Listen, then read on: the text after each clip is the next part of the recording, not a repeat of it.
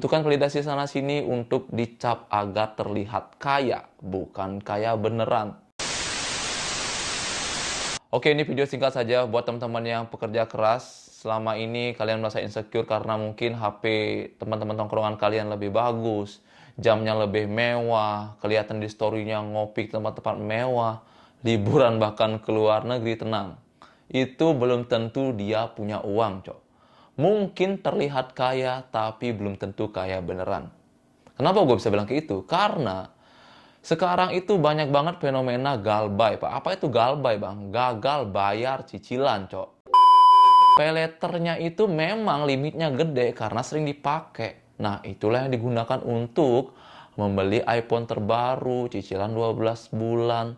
Begitu juga jam tangan. Bahkan liburan pun, Pak, sekarang bisa payletter. Udah lama sih. Jadi jika kalian melihat story teman-teman kalian yang mungkin sekarang lagi di Jepang, lagi main salju, lagi bikin boneka salju, berenang di salju membeku gitu. Itu belum tentu uangnya, Pak.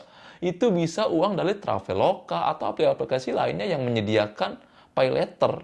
Liburan dulu, nah nyampe di Indonesia baru ditagih lu, baru pusing. Jadi buat kalian yang memiliki teman seperti itu jangan merasa insecure guys, karena itu semuanya ngutang. Belum tentu mereka punya uang sebanyak itu. Tetaplah sabar karena kalian sejauh ini tidak butuh validasi eksternal seperti mereka ya. Membutuhkan validasi sana-sini untuk dicap agar terlihat kaya, bukan kaya beneran. Secara realistisnya, utang itu bikin lu tambah miskin, Pak. Jangan bilang lu, Bang, ini kan cara, Bang, kemudahan, Bang. Memang, tapi rasio utang dan untuk apa berutang itu penting, Cok. Bukan lu rela untuk nyicil 12 bulan hanya untuk validasi orang-orang atau followers lu. Utang itu ada rasionya, Pak. 30% maksimal, udah. Lu kalau mau ngutang di 2 juta, minimal uang lu 10 juta lah income sebulan. Iya, kenapa kayak gitu? Itu pun barangnya buat kebutuhan, ada manfaatnya. Apalagi manfaatnya bisa menghasilkan uang lagi. Tapi kalau lu nggak tahu buat apa nih iPhone 16 Pro Max ini depan mata nih. Lu fotoan pun, jangankan fotoan, difotoin sama temen, di-post di story temen, lu repostnya lu stikerin muka lu. Itu udah nggak nyambung sama kekuatan iPhone 16 Pro ini, Cok. Terus lu bilang gini, tapi Bang itu kan self reward. Oke, kalau itu emang self reward, jadi gini Pak, self reward itu ada sebab akibat, Cok. Lu harus membuat sesuatu dulu yang lu capai, baru lu kasih reward ke diri lu sendiri, ya. Bukan yang nggak ada apa-apa tiba-tiba reward. Itu reward kok, Bang. Ya, selama ini kan aku udah kerja keras, jadi itu rewardnya. Coy, reward itu yang bikin lu bahagia, Pak. Bukan yang bikin lu akan menderita jangka panjang. Lu boleh reward iPhone 19 pun nggak apa-apa, Pak. Ini sekarang zaman iPhone 16 ya, lu PO iPhone 19 pun. Kalau lu rasa iPhone 19 ini nggak ngeberi lu beban di masa yang akan datang. Di masa depan, Pak. Boleh. Self reward deh lu. Lu mau beli 3 juga nggak apa-apa anjir. Ini ada penyebabnya guys. Penyebab gaya hidup 10 juta padahal gaji 3 juta ini adalah yang pertama itu estalase gaya hidup. Estalase gaya hidup gimana sih, Bang? Orang menampilkan barang yang dia miliki, flexing di story media sosial. Ya. Dan juga butuh validasi, dibelikan like, dibelikan kayak pujian. Wah keren banget lu. Keren like, wah lu udah punya ya. Itu Pak.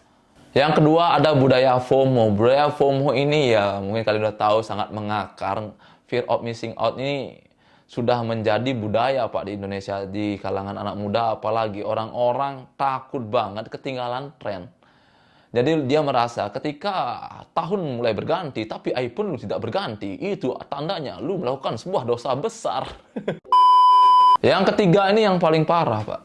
Gaya mengutang ataupun paylater ini sudah menjadi gaya hidup di kalangan anak muda zaman sekarang. Jadi orang-orang merasa kalau bayar pakai paylater itu udah wajar banget, udah normal banget, ya. Apalagi limit kalian tuh udah gede banget.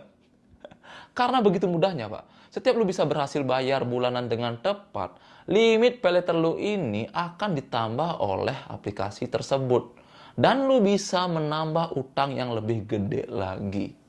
Tapi memang nggak sepenuhnya buruk, guys. Pay later ini juga bisa membantu kita ketika kita ingin mendapatkan sebuah barang demi kebutuhan, apalagi kebutuhan kerja, Pak. Jadi kita bisa ambil barangnya sekarang, kita bayarnya di bulan depan. Nah, itu sangat membantu. Tapi ketika barang ini sifatnya konsumtif, bahkan tidak konsumtif, hanya ingin flexing, buang-buang uang, nggak tahu buat pakai apa. Nah, ini. Apalagi mahal, harganya sampai 2 digit juta. Aduh, kacau, Pak. Itu namanya adegan bunuh diri. Gimana cara taunya kita berada di posisi yang mana? Apakah kita orang yang ingin terlihat kaya di sosmed butuh validasi atau yang biasa-biasa aja? Nah, kalian lihat di barang yang kalian beli, guys. Jika barang yang kalian beli itu kalian rasa value barang itu berguna, bermanfaat bagi kalian, kalian berada di jalur yang benar ya. Kalian berada di siratal mustaqim. Tapi jika kalian memiliki barang, apalagi dengan ngutang, itu barangnya kalian rasa value-nya itu tidak berguna, tidak ada untungnya di diri kalian. Nah, itu buang-buang uang, Pak. Itu namanya lu keinginan yang hanya pengen gitu. Gimana ya? Keinginan cuma ingin gitu, guys. Nggak ada apa-apanya, Cok. Yang kedua, kalian bisa lihat di gaji kalian. Gaji kalian itu seberapa sih sekarang? Apakah setiap tanggal 20 kalian sudah memiliki rekening 0,0 atau gaji kalian walaupun di akhir bulan di tanggal 27, 29 kalian tetap santuy aman. Berarti itu cash flow kalian sudah oke. Oke, itu dia guys. Menurut gua kalian nggak salah beli barang mewah. Hanya pilihlah yang kalian beli itu sesuai kebutuhan dan kemampuan kalian. Bukan hanya ingin terlihat mampu. Kaya dan miskin itu tidak terlihat sebenarnya, Pak. Itu tidak terlihat. Yang kelihatan itu hanyalah flexing barang-barang yang nggak tahu itu ngutang atau enggak. Thank you.